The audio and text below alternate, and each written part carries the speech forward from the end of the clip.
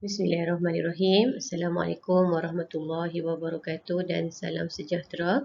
Okey, jadi hari ini cikgu akan menerangkan satu daripada subtopik bab 1 di tingkatan 4 iaitu bentuk milikan perniagaan.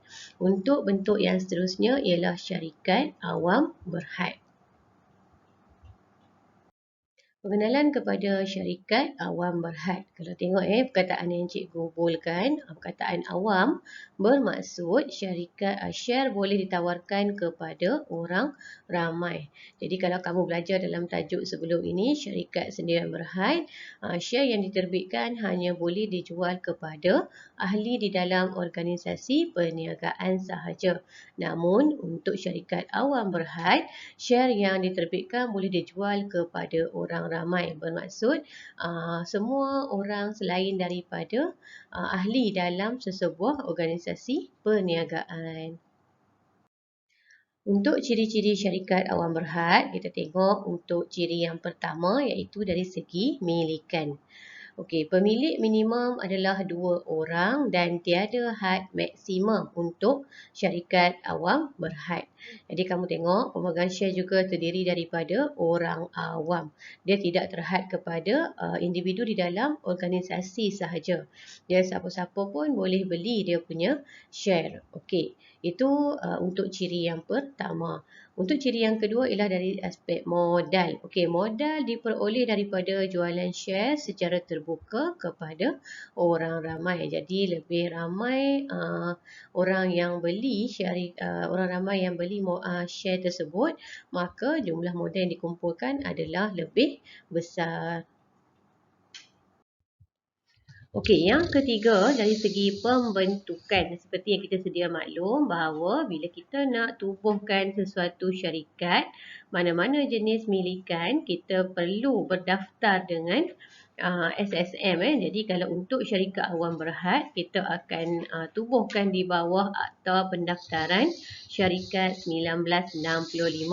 Dan pembentukan untuk syarikat awam berhad ni dia lebih agak sukar dan rumit kerana banyak prosedur yang kita kena ikutlah, dari segi borang pun banyak yang nak kena isi kan. Okey, yang keempat ialah liability. Liability ni tanggungan lah kan. Kalau untuk syarikat awam berhad, liability pemegang share hanya terhad kepada jumlah modal yang dilaburkan sahaja. Ini bermaksud sekiranya berlaku kerugian, tidak melibatkan harta peribadi pemegang share dan liability hanya ditanggung setakat modal yang dilaburkan sahaja. Okey, untuk ciri yang kelima ialah kewujudan kekal. Yang ini yang paling penting Sebab kalau kita tengok dalam dalam perkongsian, kita tengok kalau salah seorang daripada ahli meninggal ataupun gila ataupun bankrupt, untuk perkongsian biasa, jadi perlu dibubarkan. Berbeza dengan syarikat awam berhad, jangka hayat dia berterusan walaupun salah seorang pemegang share meninggal dunia ataupun tidak siuman. Okey, dari segi pengurusan, bilangan pemegang share adalah tidak terhad. Oleh itu, kita perlu melantik lembaga pengarah untuk menguruskan syarikat. Jadi, pengurusan syarikat dilaksanakan oleh pekerja yang diupah dan dibayar gaji lah. Okey, ciri yang ketujuh ialah agihan untung rugi. Keuntungan diagihkan dalam bentuk dividen. Ingat keuntungan diagihkan dalam bentuk dividen. Jadi pemegang share diberi bonus dalam bentuk tambahan share secara percuma. Dia bagi bonus bukan dia bagi tunai, cuma dia bagi kita share tambahan secara percuma. So kalau katalah kita ada share lebih kurang 5,000 contoh. Jadi dia bagi bonus kat kita tambahan share mungkin dalam 2,000 unit. Tu maksud dia. Okey, ciri yang ke-8 ialah status urus niaga. Okey, kalau kamu tengok share boleh diurus niagakan di Bursa Malaysia. Jadi maksudnya share-share yang besar lah yang akan diniagakan di Bursa Malaysia. Kalau share-share kecil, dia tidak disenaraikan di Bursa Malaysia. Okey, untuk ciri yang ke-9 iaitu dari segi risiko. Okey, kalaulah kata kita mempunyai share kepada sesuatu syarikat, contoh macam AirAsia, jadi kalaulah kata ada seorang yang memegang jumlah share yang tinggi, contoh macam AirAsia, dia pegang 60%. So, lagi 40% itu dipegang oleh individu yang lain. Maka yang memegang share yang terbesar berhak untuk menguasai syarikat. Jadi kalau kata ada yang asal tapi dia punya kuantiti share lebih rendah, maka mungkin dia akan kehilangan kawalan ke atas syarikatnya. Ni boleh kata kalau ada individu yang berminat ataupun bercadang untuk menguasai syarikat dan mengambil alih, maka dia akan memegang share yang dalam kuantiti yang banyak lah untuk sesuatu syarikat. Okey, seterusnya kita pergi kepada kelebihan dan kekurangan syarikat awam berhad.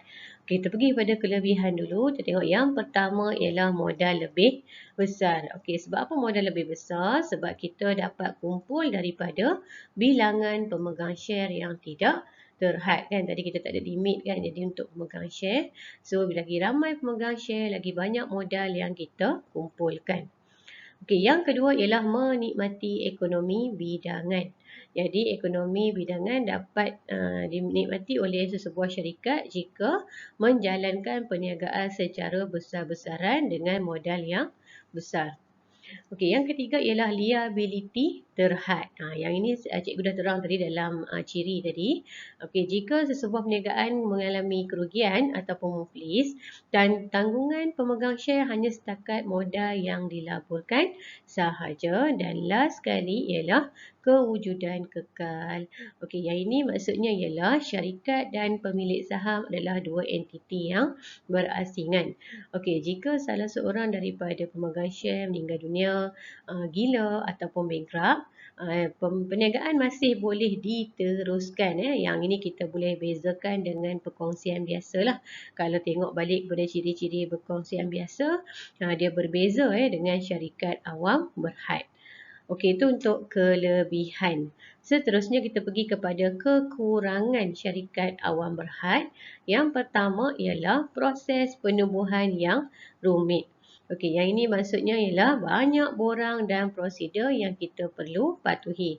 Mungkin ada yang perlu melibatkan kerajaan tempatan, kerajaan negeri dan sebagainya lah.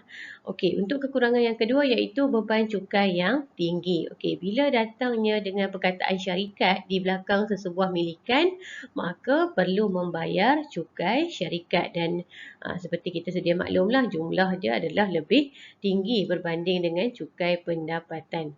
Okey, yang ketiga ialah pemilik dan pengurusan terpisah. Yang ini maksudnya syarikat diuruskan oleh ahli lembaga pengarah.